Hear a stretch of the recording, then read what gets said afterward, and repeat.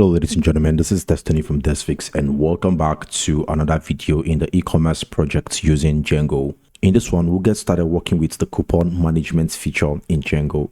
That is what we're working on. Hopefully you will enjoy the video and learn something new. So let's get started. Begin by opening up your code editor, and here in the views UI, I'm going to start off by listing out all the coupons that we have.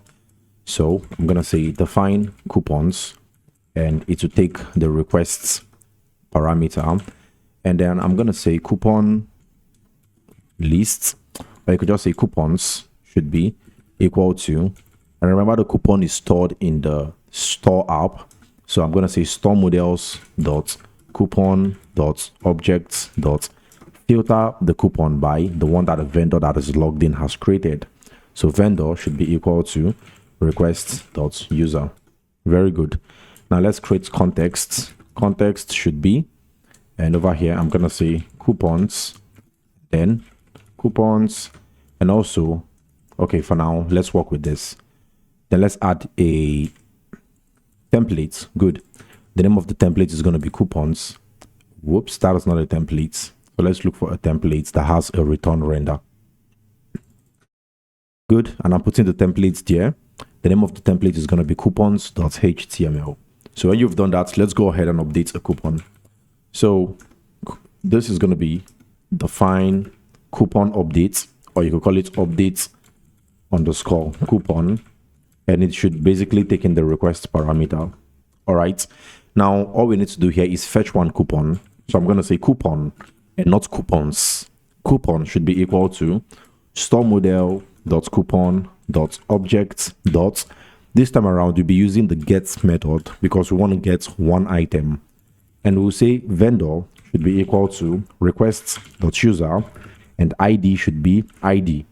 But if you're saying vendor should be request.user and ID should be ID, that means this update coupon needs to take an external or an extra ID parameter so that we can be able to grab this ID for this coupon when we call this function in the URLs. So after you have gotten this coupon, you just need to check for something. That is, if requests.method is equal to post, then let's grab the code from the front end. Code will be stored in requests.post.get code. And okay, I'm just going to call it coupon underscore code because that's what our name is in the front end. And to update it, we just want to say coupon.code should be equal to the new code that the vendor is trying to update the coupon with. Then we'll say coupon.save. Now, if you want to update the discounts, it's up to you, but it's not always recommended to update discounts for coupons. Instead of updating the discounts, create a new coupon entirely, okay? When the discount is already created for a coupon, most of the applications that I've seen don't allow the updating of coupons, okay? But it's up to you. If you want to update coupon, still go ahead and update it easily, okay? And after we've updated the coupon, I'm just going to return a success message. So message.success and say requests. And then what we want to say over here, coupon, oops, that should be coupon updated. Okay. And then I'm going to return redirects. And where do we want to redirect this to? Vendor coupons. Very good. So after we've done this, let's create the next one, which is going to be delete coupon. So I'll say login required. And then we define delete underscore coupon. And then I'm going to pass in requests and ID over here. Very good. And after we've done this, I will then say coupon should be equal to store models dot coupon dot objects dot get. And what do we want to get? I'm going to say vendor should be equal to requests dot user and ID should be ID, just like we've done in the past. And we just want to delete this coupon by saying coupon.delete. Then let's show a message and also redirect the user. So over here, we're going to show a message that will say coupon deleted and return them back to the coupons page. Good. Now finally, let's create a new coupon. So as login required, then I'll say define coupon underscore create, or you could call it create underscore coupon, up to you what you want to call it. It's going to take in requests, and all we just need to do is check request.method is equal to post. Then what do we want to do? let's say code should be equal to requests.posts.get coupon code. And also let's get the discount.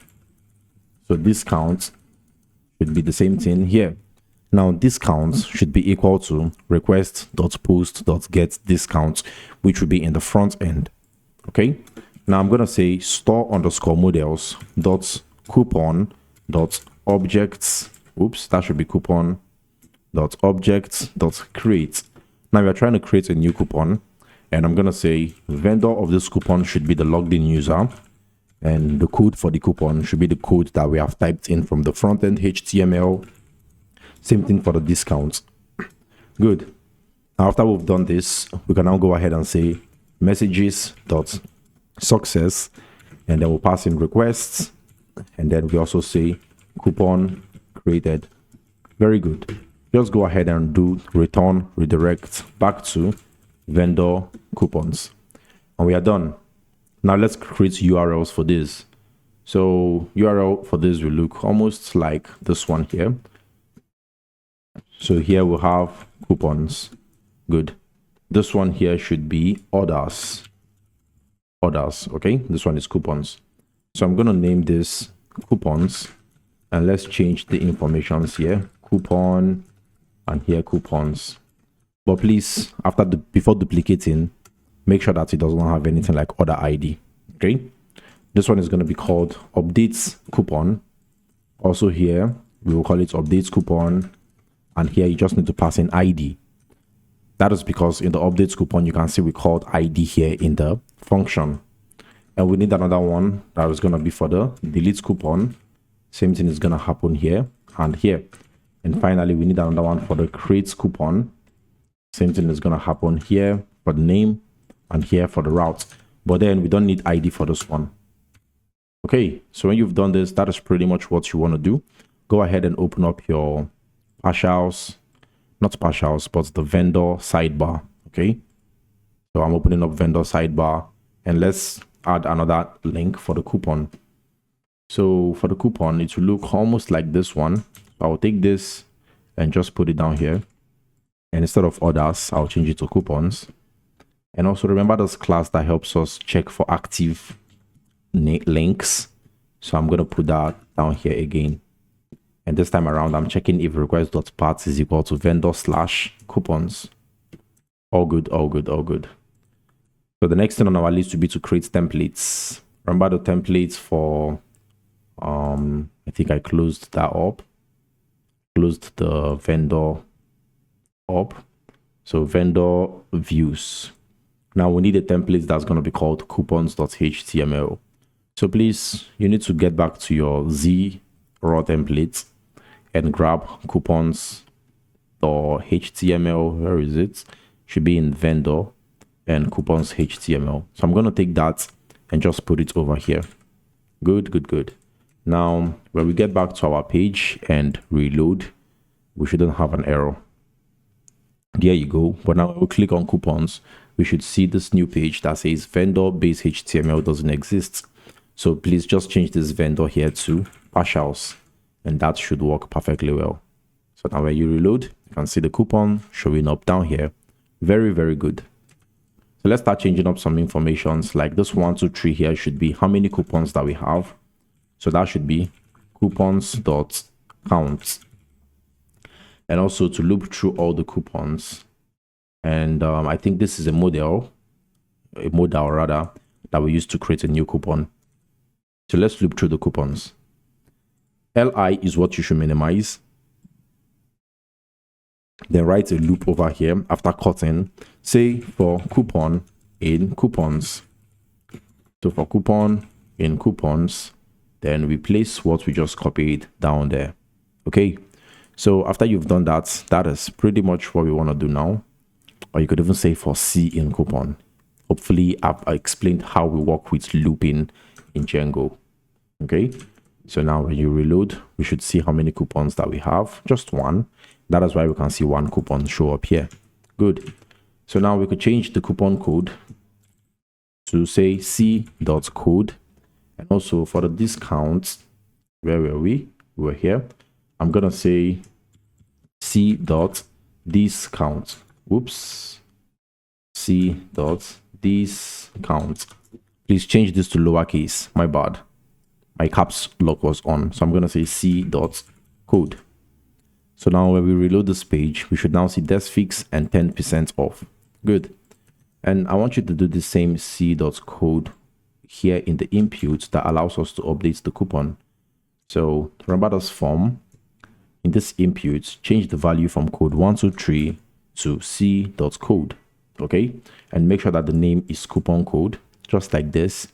And the action, now this action is going to be the server that is responsible for updating our coupon. And which one is it? It is this one called update coupon. Oops, the name here didn't change, so please change this. So now we need to take this update coupon and put it in this form action here. So this form action is going to have a URL, and we'll basically say vendor, then call the update coupon, then we'll say c.id. So when you do c.id, we also want to make sure that the button has a type of submit here. And yep, I think that should be it. Forget about this trash icon for now. We will work with that later as we continue. Okay. So that is everything that we want. Let's reload this page and see what we have. Good. We don't have any error. So now we can change the code to something like Desphixs -updated. And let's see what happens when we click on this. Oops, CSRF token. Yep. Remember I say whenever you don't add the CSRF token, all hell will break loose. So we add the CSRF token now. And let's get back and reload our page. So I'm going to say Desphixs updated and save. Good. Coupon updated. Now we can see Desphixs updated.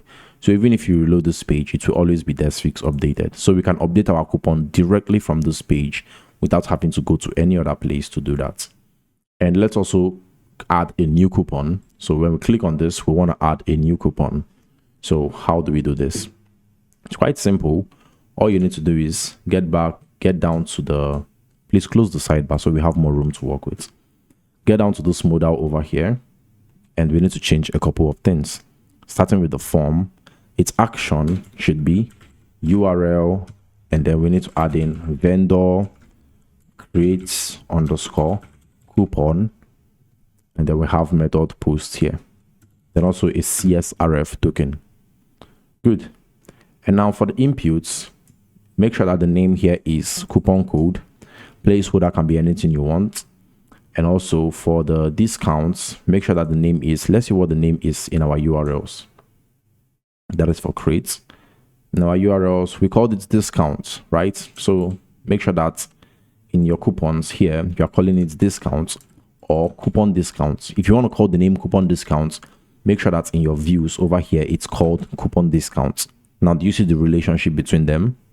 So whatever you have in here is basically what the name of the input is. And then we want to make sure that the button here has a type of submit. And I think we are all clear to go. So if we reload this page to sync our changes, click on this and try adding a new coupon. So I'm just going to say Jumbo 2025. And for the discounts, I'm going to say 25% off since it's 2025. Then I create a new coupon. There you go. Coupon created. Very good. So you can also update this coupon from here. In case you don't want to go from 2025, you want to go from 2025 to 2026, you can say Jumbo 2026. And now when you save, see, Jumbo 2026. So how do we delete coupons? Quite simple. Here, we already have written the function to help us delete coupons. So over here in this link, I'm just going to say URL, and we just need to call vendor delete underscore coupon and pass in c.id. So after you've done that, we reload our page, and as soon as we click on any of this, coupon gets deleted. Good. I don't want to show this no coupons here if we have a coupon. So what do we do? Now look for that code. This is it here. If not coupons, so if coupons don't exist, that is when I want to show that code. So now you shouldn't show up again. See, but as soon as I delete this last coupon, you should now see no coupons yet. That is it. Let's create one more. So Desphixs 25% off. Great. Good. There you go. So one assignment for you is this: make this pagination to work. Okay, so I'm leaving out the paginations on purpose so that after each tutorial you have one simple task to do. And the more you're able to work on either of this, because we've worked on it when we started with the customer, the more familiar you'll get with how pagination works. Okay, and don't worry, in a very short time, Desphixs will soon be out and you'll be able to take real world coding challenges for backend that will push you to building projects and getting graded in real time. And you can also get badges and gems and profit and rewards after you complete your projects. Okay, so that will be launched very soon for everyone to start writing. So that will be out very soon for everyone to start taking coding challenges. Okay, so that is pretty much it for coupons. In the next one, I don't know what we'll get started with yet, but I'm thinking of maybe we could work with reviews and updating of reviews and sending replies and all that. But yeah, whatever we want to work on, we'll start it up in the next video. For now, that is pretty much it. If there is something that you don't understand, please let me know. Also, we've got a couple of courses in the description below that should help you become a better Python Django developer. Make sure to check them out. Desphixs will soon be live. Drop your email address in desphixs.io, and as soon as we launch, you'll be the first in line to know and start checking out the tools that we have built to. And you'll be the first in line to know, and you'll be able to start checking out the tools that we have specifically built to help you become a better developer. Links in the description below. That is going to be it. I hope to see you in the next video, and until then, mad love, peace out.